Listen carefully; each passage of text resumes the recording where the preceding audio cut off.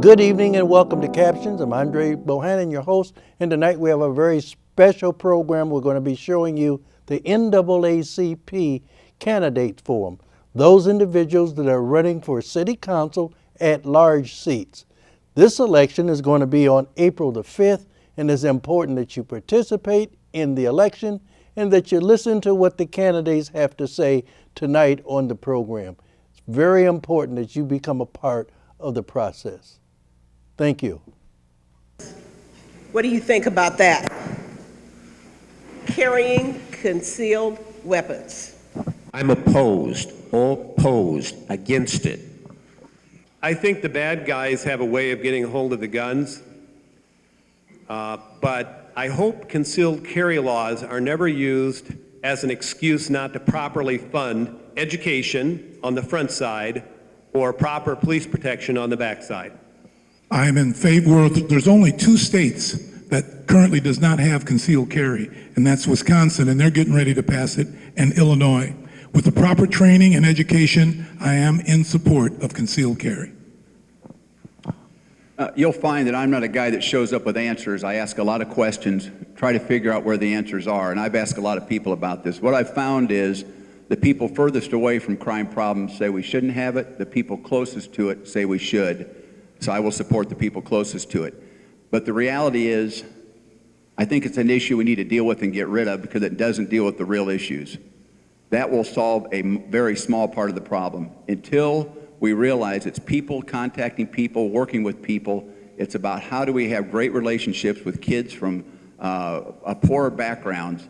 It's going to take adults getting into working with families and trying to help kids that aren't getting raised properly at home that's going to make the biggest difference in our crime. That's all I have on that. Thank you. I'm absolutely against it, and I'll tell you why. All over this country, we hear names of people who have been shot by police officers in the line of duty who thought that they were doing the right thing. I rue the day that we have a private citizen who accidentally shoots a person thinking that they're doing the right thing and has in fact done the wrong thing. I hate to see any one of you or any one of our citizens facing a manslaughter charge because they thought that someone had a gun or someone was intending to do them harm. Beyond that, let me say this. There are solutions to crime and violence. Law enforcement only does part of the job. For what our police officers are trained to do, in Peoria, by and large, they do a good job. That's law enforcement. The job of crime prevention is not their job. The job of crime prevention is our job. The decision point at which someone decides I'm going to go this way to commit a crime or not is something that is up to parents and educators and faith community, etc. And we ought not to be armed, or we don't need to be armed in order to do that. And I have a track record, a proven one, of bringing together different organizations across the community to make that happen and actually reduce crime. I'm in favor of concealed carry for the reasons already mentioned. Well, that is that just because the other 48 states have it, we ought to have it. That and that I agree with Chuck Graham that we shouldn't use that as an excuse not to fully fund our police department and make sure that we're dealing with. Well, that's a different question though, but go ahead, Beth. I am conflicted on this. I actually did not know that the state of Washington, where we moved from Seattle to Peoria, and I did not know that they have a concealed carry law. I never was ever confronted by someone carrying a gun, never was in a situation where I saw one being used, but I lived in a neighborhood that was confronted by crime, pretty often actually, the Mount Baker district of Seattle, if anybody's familiar with it. And I grew up in Michigan, so I guess if it's a concealed carry there, it also didn't affect me, and I grew up outside of Detroit, and you all know the history Detroit has. So are you for it or against it? So my husband is for it, and he describes it for the very reason that Chuck just described, which is people who are confronted with crime need to be able to protect themselves. And the recent incident at Agatushi's made me realize that perhaps it's something that I need to step away and look at it from a different perspective than the one that I see. So. All right, thank you. Yes, sir. I am in favor of concealed carry. I am in favor. Yeah, I would support the concealed carry, but look to states like Florida that have extensive training and requirements before you're going to be given the license to carry a gun, that there has to be ample protection, and safeguards so that somebody that's entrusted with the weapon knows how to handle the weapon. And besides, I think somebody, I see Sheriff McCoy when he gets out of the shower at Landmark, the first thing he straps on is that shoulder holster. I think everybody ought to have that right. Before he puts his underwear on, huh? That's a hard one to follow. I'm in favor of some type of concealed carry. I think it needs to be appropriately regulated. I think that there are safety and training requirements that need to be in place, but yes, I would support it. We keep talking about the budget, and we talk about building the Marriott and all those things. What happens to the South End where the sidewalks still aren't built for the Manual High School students that got tickets for walking in the street because there's no sidewalks? And so when are we going to deal with the communities that are the hardest hit with this budget crunch? Basic essential services includes those sidewalks. I think we've been misspending our money. And unfortunately, and I don't want to say the word, but it's Weaver Ridge. Go out to Weaver Ridge. That's a community that's less than 20 years old, and the streets are deplorable. They were not put in properly with the right standards because they haven't lasted that long. And now all of us are having to pick up those sorts of additional miles. And that comes at the expense. Unfortunately, you got to understand, they vote out in Weaver Ridge. They don't vote in the South Side. And we have never had enough people. Bring on 5 other Gary Sandbergs that care about the area south of War Memorial, and we'll make change. Well, let me add to that question, and now that you mentioned Weaver Ridge, are you suggesting that the citizens of the city of Peoria are also responsible for those streets which are in gated communities? Part of Weaver Ridge is a gated community, which means I can't use their street, but I've got to pay to repair it? All the streets in Weaver Ridge are breaking up, okay? Not just the gate. I haven't been in the gated one. I can't get there either. Okay? You can't go in there unless you live there. But all I'm saying is we have grown and sprawled to a point, and guess what? The infrastructure is already crumbling. And that's the problem. That's the dilemma that's hitting us face on, folks. Well, I think that everyone knows that some of the current incumbents like to brag about how they've made tough decisions, but essentially they've been adopting budgets which do not have human faces. They are not providing the necessary infrastructure, which Councilman Sandberg alluded to. There are huge gaps there, not to mention public safety, fire rescue, citizens on North Galena Road over 6 minutes away from fire rescue, 1,000 plus of them out there.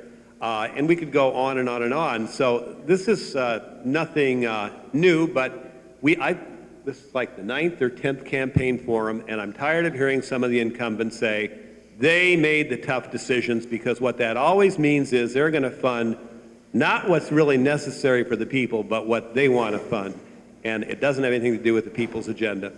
Well, it'd be great if I'd have a magical answer, but there are no magical answers. It's just like in each and every one's household here. You've got a limited amount of money to spend. We've got a $165 million budget that we've put together for 2011. We have got $166.3 million in expected revenues. That's $1.3 million in money, revenues that we think we can spend. We've already spent $500,000 on snow removal. But Eric, that's an excuse, not an answer. The question is, why does the North End get the money and the South End don't get the money? That's the question, in a nutshell. Well, anytime there's an issue down here on the South End, I try to work with Clyde to make sure that there's money available. There's many of the people that sit on the council that have taken money away from the south side of Peoria for projects, etc. I try not to do that. I can't do that because I have to look everyone down here in the face every week. So I've never done that. I run a lot of businesses, and the key is always planning. I've never heard of a 5-year budget for the city of Peoria. I wouldn't start something without having a general plan of what I want to do over the next 5 years. Now, there's going to be some things in there that have to move around, but there's got to be some things that are specific. So what I'd recommend is we get a good 5-year budget together. We put in there I've been talking about something called revitalization cells. And just a real simple background on that, we all know what a growth cell is, that gives a place for people to live that are coming to the city, that aren't comfortable either moving into District 150 or they're concerned about a perception of crime. We've got to figure out how we're going to do revitalization cells. Of course, the impact zones are a start, but they didn't go far enough. You also have to have a commercial element there. I believe the Main Street corridor is the right place of that. Now, I want to bring that back to the issue on the south end and the north end.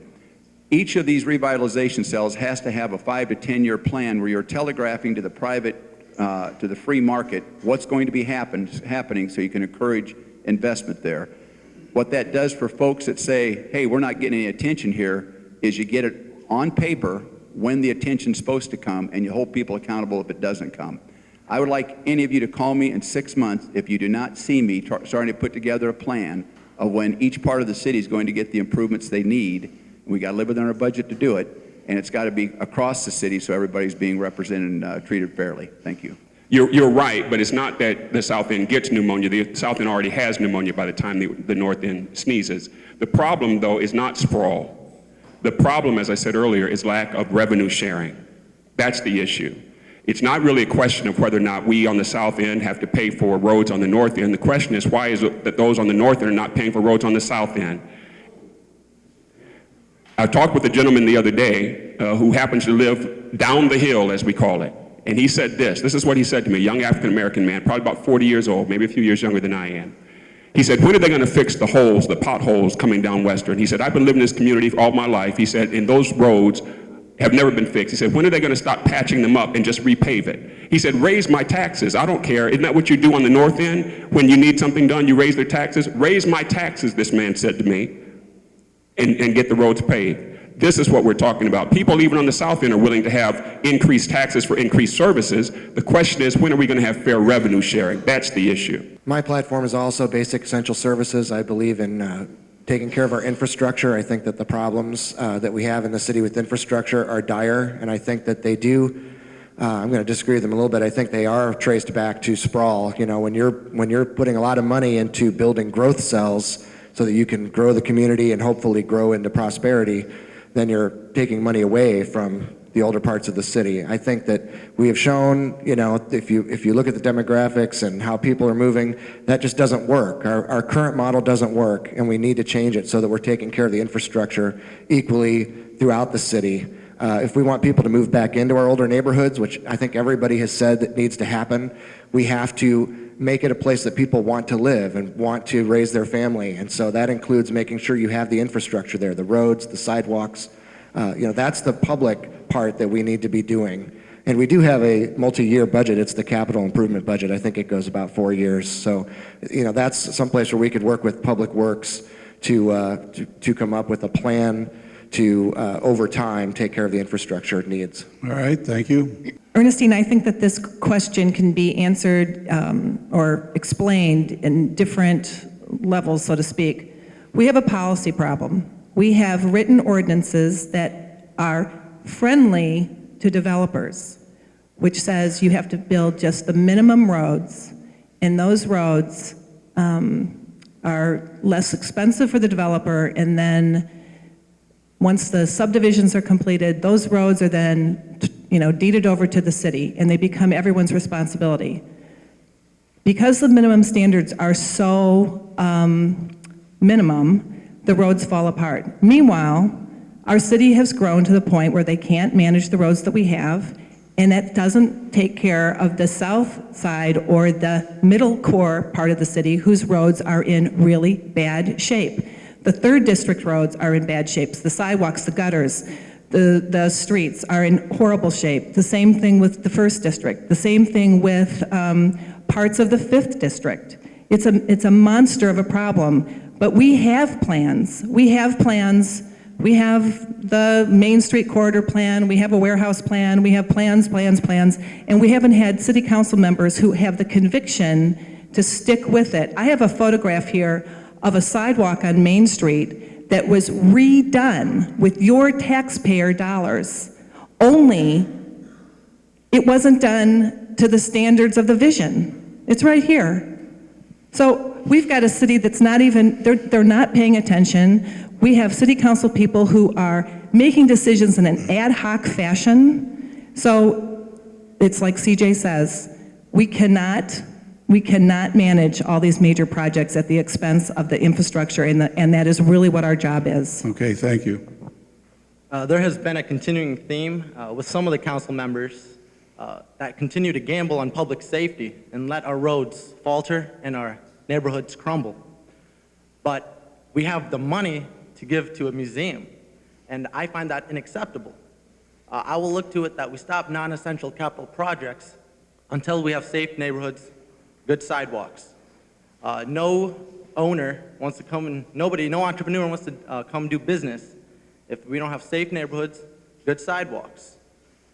Don't get me wrong, until we have a balanced budget, then I will look at funding projects.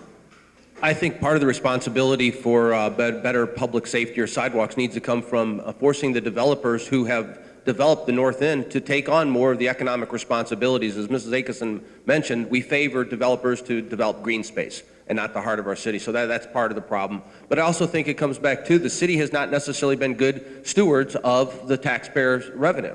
I remember I served on the building committee for the school district. 3.5 years ago, before the manual student walking in the street episode, we were working with the city. They had drawn drawings for redoing the sidewalks out in front of Tree Wind, because anybody who's ever gone in front of Tree Wind knows when it rains, you know, it's a foot of water out in front, standing water. And the city did a good job, you know, of coming up with the plans and everything. We never saw it come to fruition because of the lack of the funding or the, you know, and that's, I think, the dilemma. When I hear other candidates talk about, I want to add firemen, I want to add police, and then lament that the current councils are struggling with the budget, we just don't have the money. We are going to be forced to some very hard cuts, and I don't think some of my fellow candidates are acknowledging that.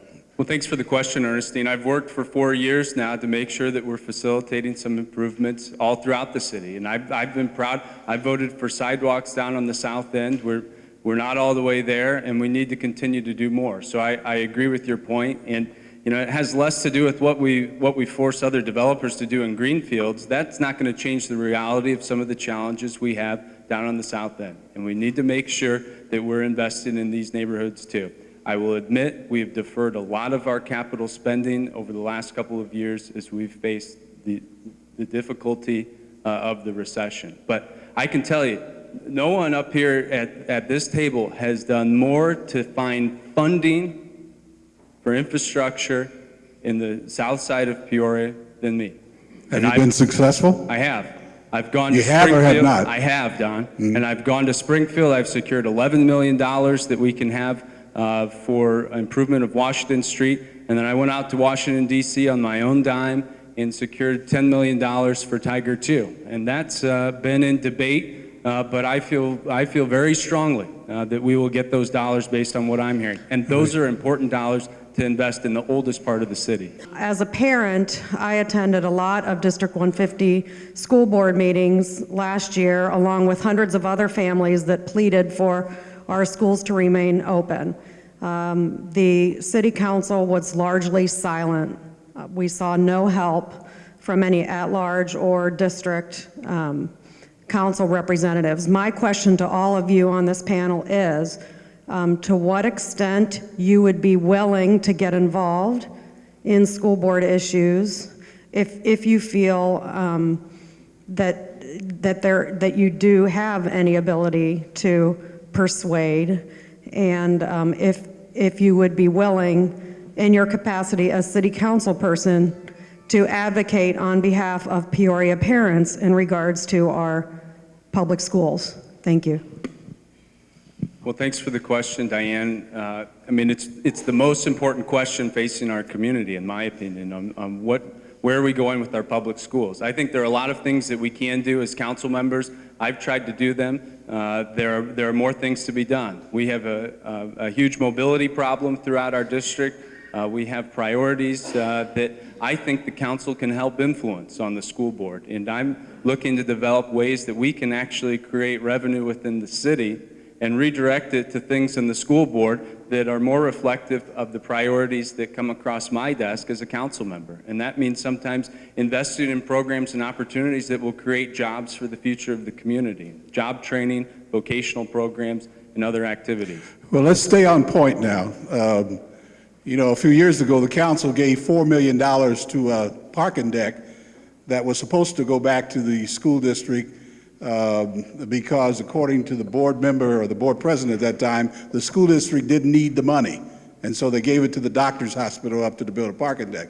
Her question is, will you as city councilman, if you're elected, be willing to stand up and say to the school board, I guess, you're not doing right by the parents and we as a council want to intervene in this? That's pretty much what her question is. Sure, I appreciate that. The parking deck issue was before my time, but when I was running for this office 4 years ago, we had a tremendous discussion about the location of Glen Oak School, and we had to work very hard to get that school located and retained in the neighborhood. Otherwise, it was moving to another location in the park. I think that's an example of something that I've done and that I'll continue to do that's important to influence where the schools are going. We've had school board members that have made difficult decisions about school closures, and I respect the process that they've gone through. I know it's been very difficult for them. Thank you very much. Jim? Thank you. Well, yeah, I obviously think that the city council needs to do a better job of collaborating with the school board, but I don't think the city council should be dictating to the school board at any juncture. There should be a definite spirit of collaboration. You know, I think that needs to be borne out not just with the school district and city, but you also throw in the library. Because again, coming back to when the library board got bonding authority, I called Mayor Artis immediately, letting him know that serving as chairman of the building committee, that we could very well have physical plant properties that we could give, barter if you will, to the library board, and they wouldn't have to spend so much money constructing. Now remember, and Don, you have to cut me off if I go long, because they went out and built a library behind Menards and told us how we should build a school in the city. Right. You know, I mean, there was just, so we need better collaboration, better cooperation. But 80% of the school district's costs are in salaries and benefits. We need to expect a better contract. I'm taking criticism because I think teachers, the vast majority of our teachers work well beyond 6.5 hours a day, well beyond it. But the unfortunate reality is the contract addresses the minimum expectations for our teachers, and we need more. So the short answer is we do need better collaboration, but school closures are unfortunately a byproduct of a diminished enrollment. As student trustee, I understand that education is key if we are to prosper as a stronger city. We have to keep District 150 accountable for providing quality education. The success of our older neighborhoods is tied to the success of District 150 and vice versa. I promise you that if elected, I will make sure your concerns are met with the administration. As a Heart of Peoria Commissioner, I advocated to keep Glen Oak School in its location. I made a presentation at Woodruff High School long before any city council people were ever involved. I worked to get visual evidence that the school needed to stay in the heart of the neighborhood. I did it through Tri-County Planning. It was a wake-up call to the city council people. Bob Manning was the 3rd District City Council person at the time. He would not talk to the school board. I urged him, I made a phone call to Jim Artis, I urged them to please meet with one another. I then went and personally put together a PowerPoint presentation describing why neighborhood schools are so important, not just to the community, not just to the families, not just to the children, but to the overall general health of the city going forward.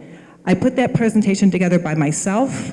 I did it without any help from a professional. I presented it to the park board. I think Jackie Petty probably remembers it. I made a presentation to the city council and to the school board, park board, school board, city council. I am an advocate for that, and I have demonstrated that even when I'm not an elected official, when I have no reason to step out of my supposed luxury lifestyle, which, by the way, I want to make one more point. So you would be in favor of collaboration between the... Absolutely. Okay, thank you. Absolutely. Thank you.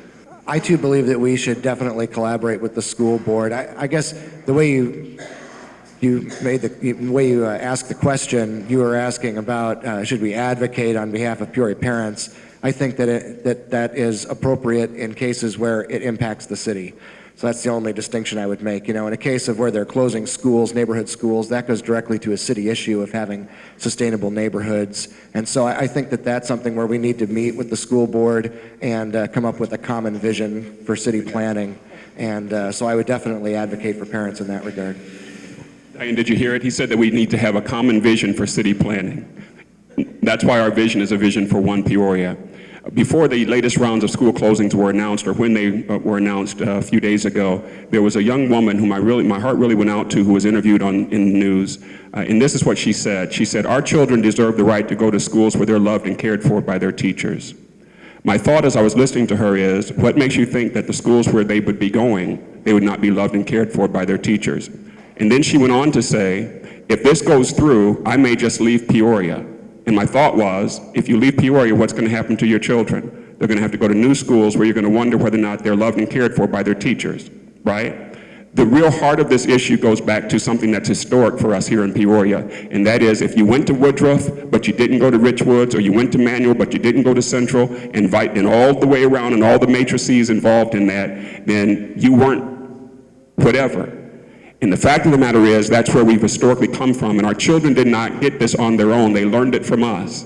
And we're going to have to develop a new mindset here in Peoria and help people to understand, particularly our children, that it's okay to go to a new school, and we've got to stop vilifying one another because we differ on issues. And we've got to stop vilifying one another because we go to different schools or live in different neighborhoods. We've got to become one Peoria and help the school, empower the school district and the superintendent to make the changes, and they're not going to happen next semester. I couldn't be more passionate about our schools. And I have not said a critical comment about any of my opponents until right now. I'm going to say something, and I want to say this as kindly as I can. I live in Dunlap School District. I would not be running for this office in a second if I lived in District 150.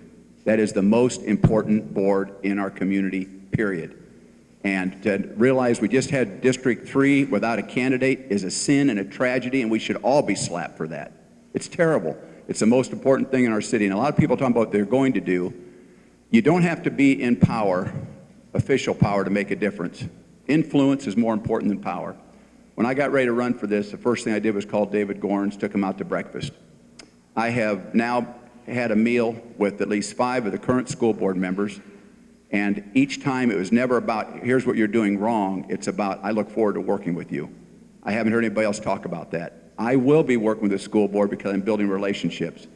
You don't start by going in, like right now, if there's a problem, if any one of us called those folks and said, you're doing it wrong, it's going to fall on deaf ears. First thing you better do is go sit down, build a relationship, so when you call them, you have some credibility. I made a commitment the day I announced that I was running for office. You will never hear me say District 150 is a problem, because problems don't help anybody. District 150 is our best solution, and we all have to figure out how we can be positive influences and supportive. It kills me to hear people at this table talk about what's wrong with District 150. Get on the board if you want to change District 150. Our job's a city, dealing with crime, build relationships so we can hopefully influence those people. Brag on them when they're right, take them to lunch when they're wrong, and try to see if you can make a difference. Okay, thank you. Schools impact neighborhoods, and neighborhoods impact the city. In the time I've served on this council, we've come a long way. We had very little relationship with the school district at all. Today, we've got an educational liaison in place that works arm in arm with Dr. Lathan. We've had 2 meetings in 2010 with District 150, and I hope we have 4 or 5 in 2011. We've got Peoria Promise on board. Collaboration is the key. And I think we've got to do a heck of a lot more of that in the future if we're going to get to where we need to be with respect to the schools and the city.